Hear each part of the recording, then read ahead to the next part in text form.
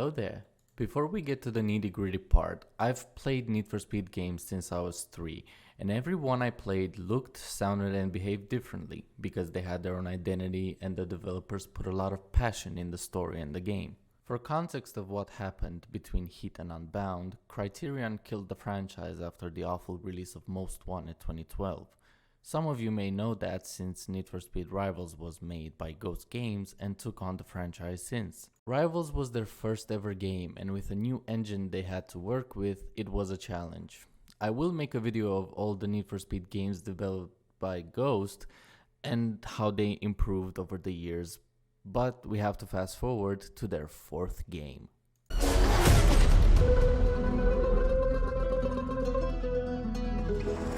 Ghost made a truly impressive sequel called Need for Speed Heat. Upon release, Heat was initially well received, thanks to the plenty of features the developers gathered and expanded over the last 3 games. Like the customization style from 2015, the cop mechanics from Rivals, mostly the AI aggression and tactics really, and the different types of racing from Payback. After a while, the players started complaining about small glitches here and there, but in the end, most were angry at the difficulty being too easy, and that they should make the cops or the game harder. A couple updates near the end of Heat's life cycle, the fans were split between the game is too hard or the game is too easy, which unfortunately killed Ghost. After the unexpected failure of Need for Speed Heat, Ghost got dismantled. We don't know exactly when, but most say it was during the fixing of the game post-release, showing that EA was gonna finish them off even if they made an amazing game. 3 years later, with almost no rumors of a new game until 1 month before release, we get this. EA, Criterion. What the fuck is this? Are you fucking serious right now? Where do I begin? Oh yeah, EA, why the fuck did you give the franchise back to the idiots that killed it in the first place with Most Wanted 2012? You hired a fresh out of the box development team and rebooted the franchise, then shot them in their legs since Payback. With the RNG pay to win shit you also put in Battlefront 2. On top of that, you gave Criterion a whole extra year to develop the game compared to Ghost. And what a fucking DLC of a game they made that costs $70. Now, to be fair and split the blame, Criterion, get your ass here. Explain to me what you added to the game that isn't visual artsy bullshit. Burst NOS? Burst NOS. I kid you fucking not. That is one of the biggest features everybody has been saying that they added to the game besides the dog shit weak system. Before starting to make the review, I replayed Heat for the 4th time to be sure I'm not being biased from memory. After that, I got my hands on Unbound and turned off the new fancy effects. Besides the map, cars, and human models, nothing is changed when it comes to the core of the gameplay. In fact, they did what the fans wanted and made the game harder. How much harder? Well, in the old games, you'd start at the end of the pack and gradually make your way up. It wasn't too easy or too hard. Most of the time, you had a chance at the final stretch to reach any of the top 3 spots with enough effort and skill. Unbound's racing is designed to be a grind. The game was made to not let you reach 4th or 3rd anytime soon by pinning you against cars faster than you and cut your winnings to the bare minimum. Winning races isn't the main goal of the game.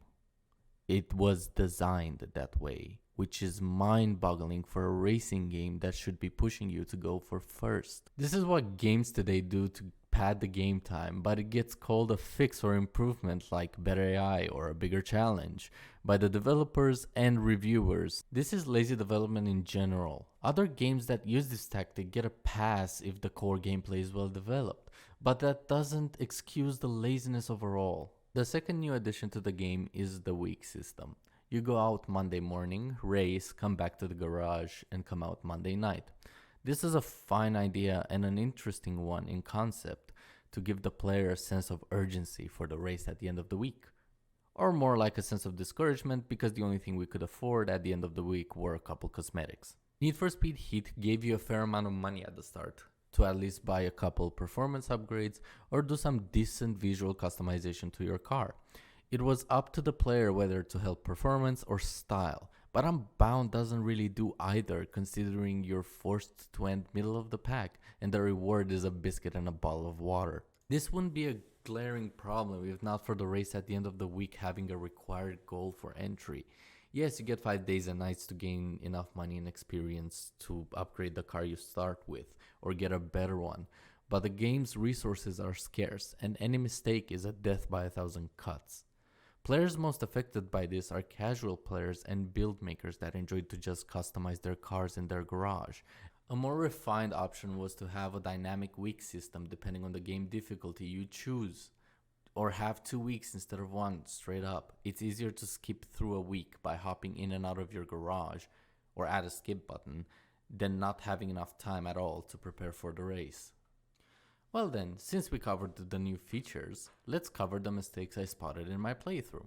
I'm sure it will be smooth sailing from here on out. In previous games, when you swapped out parts, you would get them in your storage for later use on other cars, saving you money by making you buy one part once and swap it down the chain of cars when the better one is purchased. The only part you'd end up buying more than once is the top one, considering that you can reuse the second best parts until you can purchase the top one. The car list hasn't really changed much since Need for Speed Payback, which is a shame that a large number of the cars are meant for off-road. Off-roading in Need for Speed deserves a video of its own, so I'll keep it short. It's not what the game needs. Back in the day, we used to get lots of day-to-day cars to tune up, considering that the players might own it in real life.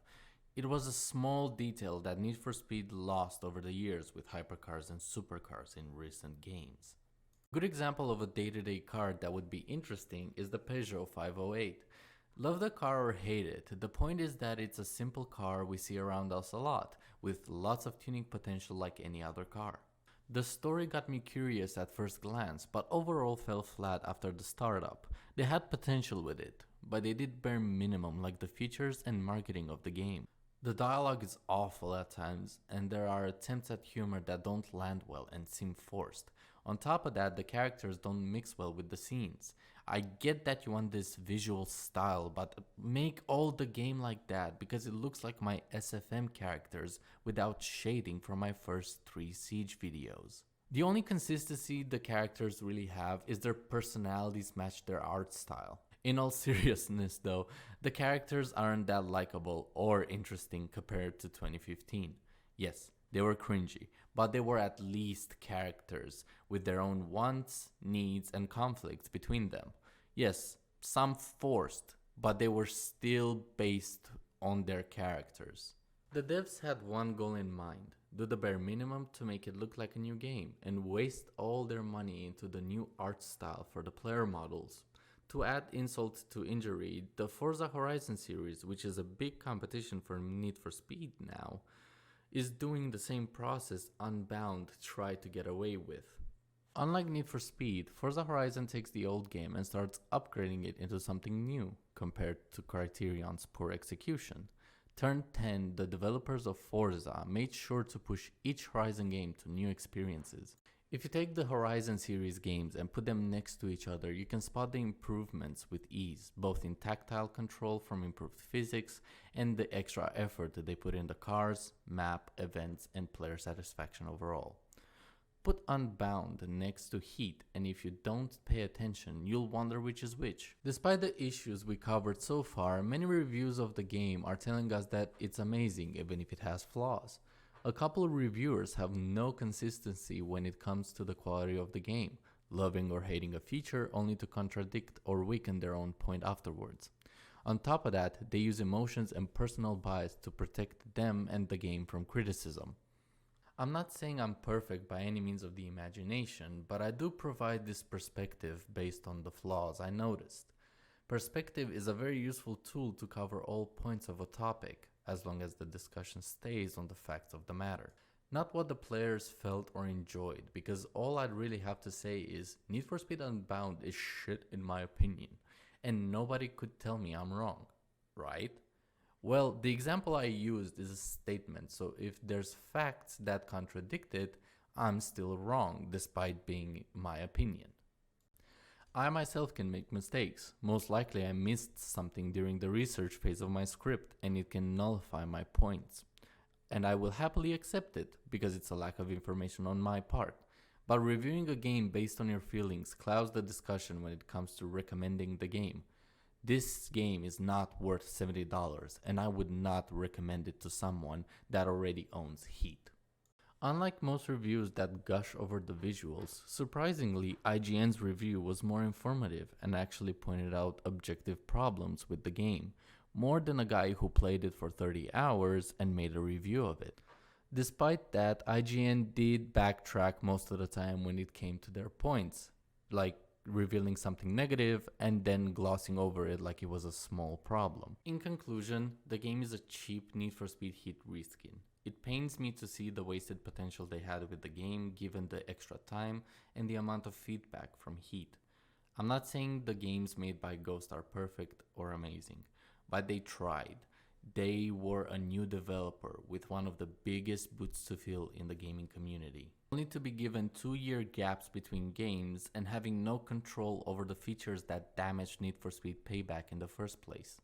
A perfect comparison would be Need for Speed Heat as The Force Awakens, a flawed game with potential and ideas for the future, and Unbound as The Last Jedi, the cheap copy of the previous games only made worse with no love or drive for the players or the future of the franchise, praying that flashy visuals can hide the tape and glue holding it together. Personally, I wanted Unbound to at least be as good as Heat when the trailer dropped, but after I heard what happened to Ghost and who the new developer was, I had my fears. I loved the introduction of the story, giving off vibes of The Run and Heat story-wise. It really feels like a DLC game where they added new graphics, cars, and a map. And it saddens me that the game is a grind fest, not a casual racing game how it used to be. For a game called Unbound, it feels pretty limited, which is quite ironic. Thank you for listening to me for the past 13 minutes. This is the first of many reviews I plan on doing, and it helped me learn the format. I'll do my best to improve and make less mistakes overall. Feel free to use the comment section and talk with me about the video. I also linked the mentioned reviews I watched in preparation for the video in the description. Hope you had a fantastic day.